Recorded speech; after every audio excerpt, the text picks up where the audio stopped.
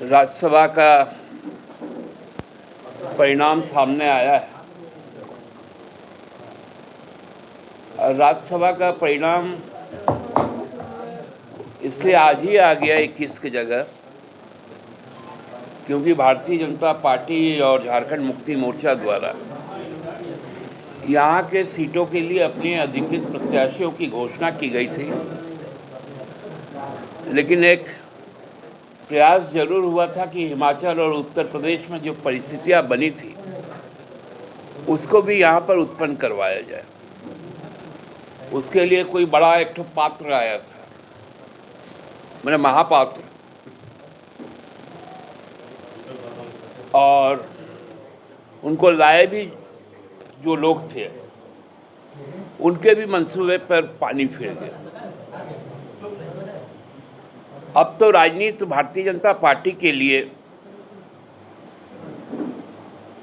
संविधान तो खैर कोई मायने रखता ही नहीं है, परंपराएं भी मान्य नहीं। 31 दिसंबर की तारीख को आप लोग थोड़ा पीछे लौट जाइए तो आज जो राज्यसभा से चुने गए हैं सरफराज जी हमारे गांडे विधानसभा क्षेत्र का प्रतिनिधित्व करते थे। उन्होंने अपनी सदस्यता से को त्याग किया था और हम लोग चाहते थे कि चुनाव आयोग, क्योंकि 1 वर्ष से ज्यादा का हमारा कार्यकाल बचा हुआ था, वहां उपचुनाव करवा दे। लेकिन उछल कूद करने वाले एक सांसद है गोड्डा से, जिनके किस्से कहानी अब हम बहुत जल्दी आप लोगों के बीच में बताएंगे। उन्होंने राष्ट्रपति भवन, राजभवन चले जाने का काम किया, एक चिट्ठी लेकर महाराष्ट्र का एक हाईकोर्ट का हवाला देते हुए कि जहां 1 साल से कम का समय बचा हो वहां पर चुनाव नहीं होना चाहिए। सांसद महोदय बहुत तेज प्रवृत्ति के व्यक्ति, उनको लगता है कि हर गेंद पर वही चौका छक्का मार सकते हैं। तलसुद वाला जो रास्ता है वहां पर फार्म हाउस है, उसकी जिक्र नहीं है, लेकिन हमारे पास उसके डॉक्यूमेंट है।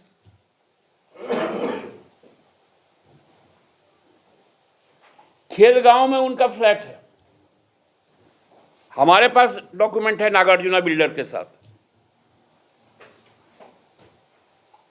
जिन्होंने खेलगांव में अपना हाउसिंग कॉम्प्लेक्स बनाया था, उसकी भी कागज है। आप 15 के पास फ्लैट के मालिक हैं,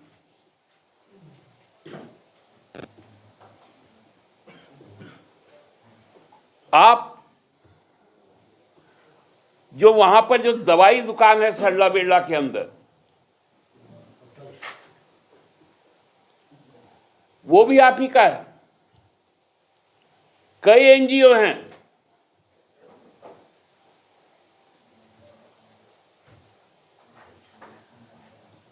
यहां अरगोड़ा में भी आपका भूखंड है,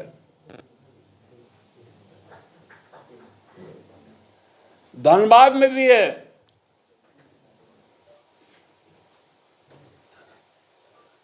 और 2 भूखंड तो आपका एक हो सकता है पैतृक हो, जो आजमगढ़ में है, लेकिन शानदार महल भी वहां पर आपके द्वारा एक खड़ा किया गया आजमगढ़ में। आपके डेड में आपने अपने आप को व्यवसायी बताया, आपके किसी डीड में आजमगढ़ का पता नहीं है, कभी महिलाओं का पता है, कभी विलेज आरा का पता है, कहीं पुरुलिया रोड का नाम है। ये सारी चीजें हैं। और तो आप कॉलोनी बसाए हैं, आपने डेवलपमेंट एग्रीमेंट किया है डेवलपर के साथ, 40% के एवज में इन्होंने अपने मूल निवास को अपने एफिडेविट में छुपाया।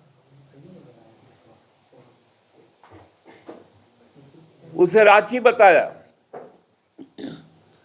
वोटर खिचड़ी का है।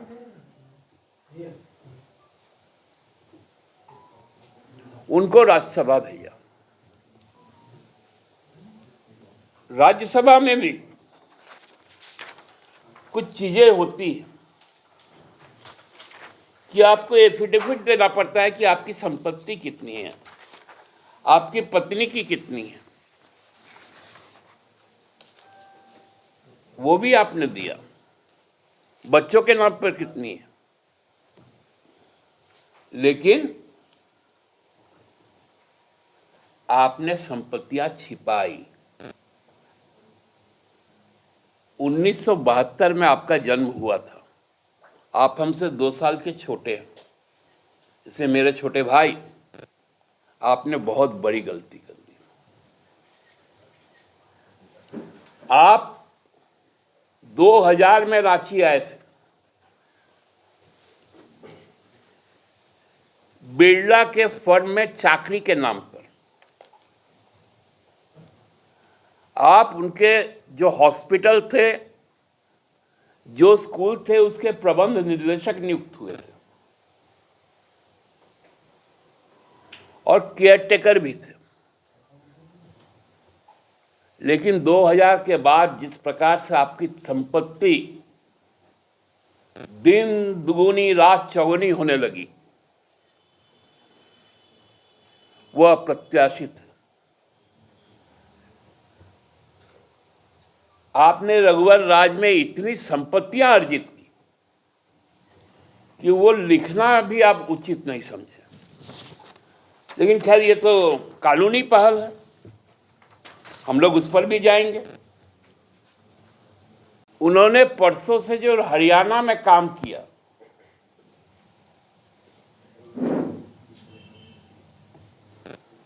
उन्हीं के टीम के वाइस कैप्टन, उस पर अब क्या बोलेंगे। तब उन्होंने कहा था कि गैर विधायक कोई मुख्यमंत्री बन नहीं सकता है, क्योंकि वहां चुनाव नहीं हो सकते। हरियाणा क्या हिंदुस्तान के बाहर? वहां कौन सा विधायक खट्टर जी के बाद मुख्यमंत्री बना? यह संविधान में कहां लिखा हुआ है? संविधान को कोट करके, यदि चुनाव आयोग को कोट करके यदि महाराष्ट्र उच्च न्यायालय इस बात को देता है, तो फिर वहां पर एक नायाब प्रयोग क्यों हुआ?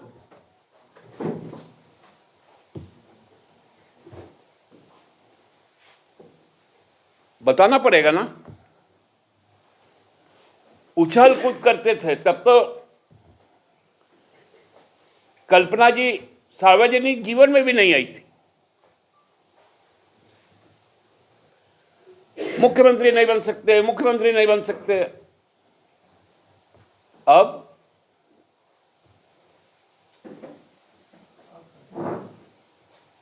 बोलती बंद हो गई ना, क्योंकि गंदगी में रहते रहते भाजपा के लोग अब सड़ा गला बात करते रहते।